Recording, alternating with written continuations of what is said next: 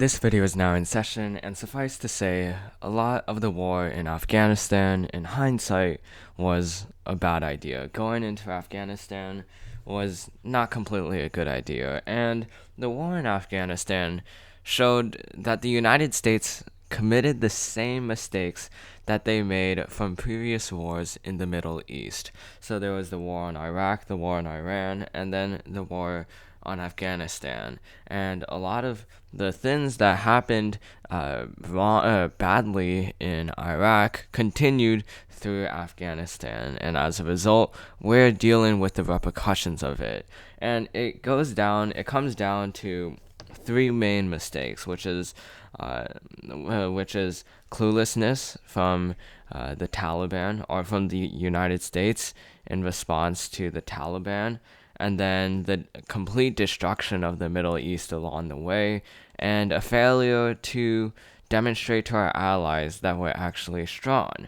So with these three main mistakes, the United States now ends up in a pretty bad position as they withdraw their troops out of Afghanistan. So going into the first pillar of cluelessness, for the United States, they originally were able to take over Afghanistan. If we look at the initial invasion, during the Bush years, when the United States went into Afghanistan, they threw out the Taliban government and they placed in a new government with a new democracy, with infrastructure, including a ring road to connect Afghanistan. Meanwhile, the Taliban fled to Pakistan. So the United States was free to build Afghanistan on its own, and then when they built Afghanistan, they started withdrawing troops. But the thing is, they never truly realized the potential that the Taliban had in Pakistan. Pakistan was essentially a neutral country. It would allow both Americans and the Taliban to funnel their troops through Pakistan throughout the war. And the United States didn't do anything to speak with the Pakistani government about the issue of the Taliban residing in Pakistan. So while Americans were building up the country of Afghanistan, the Taliban was essentially building a comeback in Pakistan, and the United States did nothing to stop that. And it's pretty reminiscent of a lot of things that the United States has done in the Middle East. In a lot of other countries in the Middle East, we saw the United States go to war with ISIS and Al Qaeda and other terrorist groups. And originally, the United States did well against those terrorist groups, but then the United States never maintained that pressure against those international terrorist organizations, and as a result, those organizations were allowed to grow without the United States checking on them. And the same thing happened here in the Afghanistan war, where the Taliban was not being put in check by the United States government, which allowed them to build up a troop force, and then from there, when it was time, they could easily go over to Afghanistan using several entrances between the two borders. And not only that, but they also used pretty obscure entrances into Afghanistan. Not just these two main roads right there, but not only that, but also the mountain ranges. And because they knew the geography so well in Afghanistan, the Taliban was able to start funneling back into Afghanistan to start taking over the nation. And that's exactly what they did. A lot of them traversed the mountains, and a lot of them used Afghanistan's poor geography to their advantage. If we talk about geography in this nation, it's the reason why this nation is so hard to conquer. It's why both the United Kingdom was not able to conquer Afghanistan during their imperialist era, and that's also why the Soviets weren't able to conquer Afghanistan during the Cold War. So it's because of their geography. If we look at their geography, and if we go to the terrain, I guess terrain doesn't work in Afghan. Okay, there we go. So you can see that there are a lot of mountain ranges here, and there are a lot of mountain ranges here. You can see though that a lot of these cities are nestled in mountain ranges, like the capital city, Kabul. And if you look at the other areas, it's all surrounded by mountains. It's going around the mountain ranges, and because of that, it's very hard to connect this nation. There are many different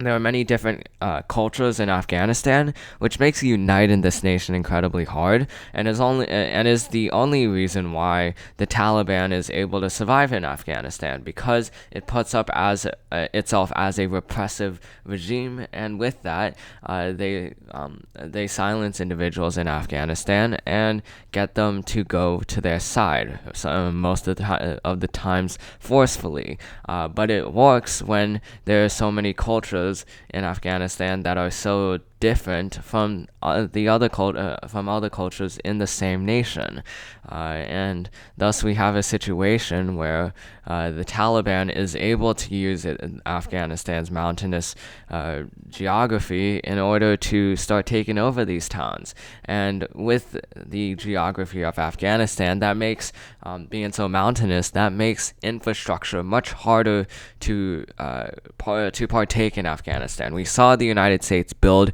a ring road. We saw the United States build a ring road around Afghanistan. If we actually go back to the regular map, you can see that there's a main ring road here, but after it was finished, soon after, it started going into disarray. It started going into disrepair, just because of how mountainous this region is. And because there's only one ring road that can connect these places, it makes it hard to move big artillery weapons in and out of these areas, because there is only one ring road. And the fact that there's only one road is to the advantage of the Taliban, because if any section of the road is destroyed, then it makes traversing that area much harder. For example, if you want to go from Kandahar to Kabul, you only have one way to go there. You only have one efficient way to go there, which is through the ring road. But if the Taliban is able to destroy this section of the road, which they have, then it becomes much harder to go from Kandahar to the capital city, making it hard to transfer over military equipment, especially in contrast to the Taliban, which is much more agile than the United States. And the other thing is, the United States also did not realize the full potential of Afghanistan's geography. We see in this war that the United States, in terms of their main transport,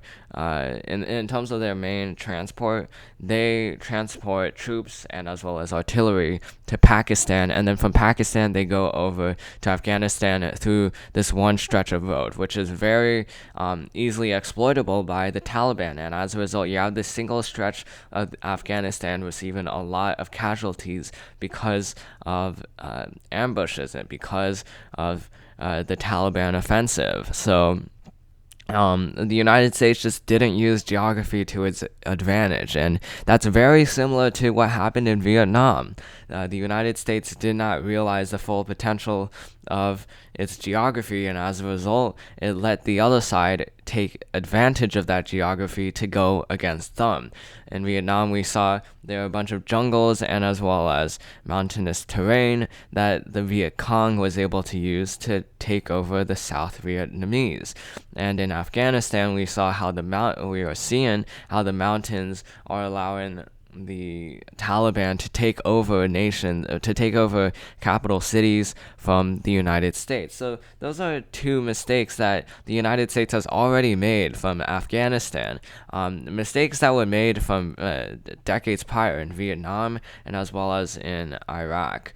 And that's just only one pillar. There's also the pillar of Middle Eastern destruction and Middle Eastern politics. A lot of times, the United States Pentagon officials still fail to recognize how their destruction in the Middle East is furthering this mess. if we look at past history in the United States with their invasions of the Middle East, they've invaded most of these nations in Iraq, Syria, Iran, Kuwait, and as well as in Yemen. And because of that, a lot of Middle Easterners, a lot of Arabian civilians are incredibly angry at the United States. Right now, many of them are unhappy of the US and generally have bad perception of the United States. And that's because the United States just keeps invading the Middle East. And part of that is to increase democracies in this area. But it's kind of hard to increase democracies in this area when there are so many different complex relations, and when a nation usually is less important than a province or than a district, because many of the times, even though you have these nations, a lot of these localities are more loyal to their localities rather than their nations. It's like how some people in the United States are more loyal to their state than to the nation, and that is the same kind of sentiment in the Middle East. So trying to connect all of these cultures together is incredibly difficult, which is why the United States has tried this so many times and failed so many times. And as they continue to fail, the frustration of the from Middle Easterners to the United States increases. We saw how after the Iraq War, a lot of individuals started getting incredibly mad at the United States. In fact, the invasion of the United States into many of these nations is why 9/11 happened. It's why Osama bin Laden was able to radicalize millions of millions of extremists. It was because of resentment against the United States invasion of so many Middle Eastern countries. And as a result, you had people starting to hate on the United States. And that's the same thing that's happening here in Afghanistan, where the United States has caused a lot of this destruction. It hasn't helped to rebuild the infrastructure that is critically needed for a lot of these communities. And with that, these communities are getting frustrated at the United States for prolonging this everlasting war. And even though the Taliban is also plays a part in prolonging this mess, the Taliban is not foreign to Afghanistan, but the United States is foreign to Afghanistan. They are from a completely different continent. So with that, you have a lot of people from the who pledge their allegiance to the Afghanistan move their sides over to the Taliban, because the United States has exploited a lot of these communities by constantly raiding their areas and constantly breaking into houses to search for people who belong to the Taliban. So with that, a lot of individuals see this and they ask themselves why they are pledging their allegiance to a nation that keeps raiding their house. And with that, many people have either become neutral about this issue in Afghanistan or switched over to the Taliban side. And that becomes way worse for the United States, because even though they have the artillery to go against the Taliban, they don't have the morale, they don't have the stamina, especially from the Afghanistan government and the Afghan individuals, to go against the Taliban. So that's more mistakes that the United States committed in this war. And ultimately, it's another blow to America's image as a world superpower, especially, and this is happening in an especially bad time, because a lot of our allies are questioning right now how important our alliances are. Nations in Europe, nations in Oceania, nations in the Middle East are questioning whether America is really that strong. And with the fall of the Afghanistan government, the United States is just blowing another punch to itself.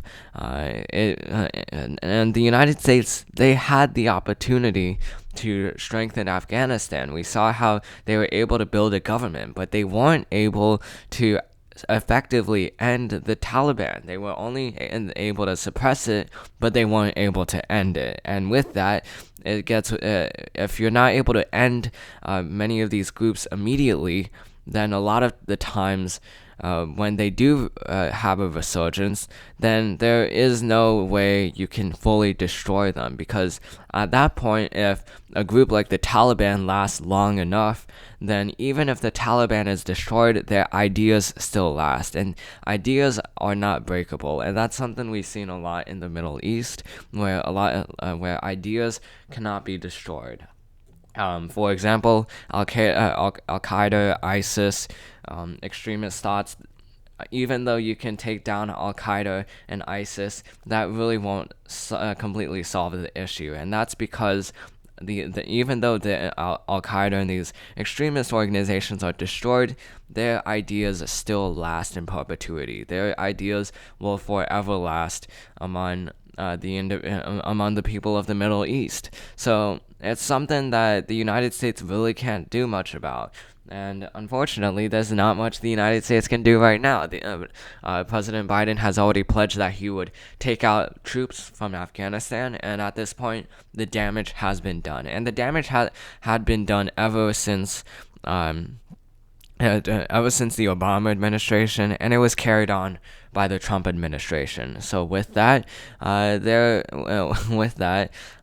not much Biden can do at this point. If he tries to bring troops into Afghanistan, not only is that politically bad for him, but that might not even be able to undo the damage that the Taliban has done against the Afghanistan government. So the best thing the United States can do right now is to ensure that individuals in Afghanistan are don't face a humanitarian crisis, and then ensure that and then just start to leave Afghanistan in terms of their troop load, because at this point there's not much the United States can do militarily about Afghanistan, but what they can do is help the people of Afghanistan. Even though they might not be able to secure democracy, the United States can still secure a nation with people who might try to have an uprising against the Taliban. That's the United States' best strategy at this point, but as we've seen through a lot of these nations just don't care about democracies. And that's unfortunate for the United States, but that's also the truth. So that's the end of this video. Hope you enjoyed it. This video is now adjourned, and I'll see you in the next one.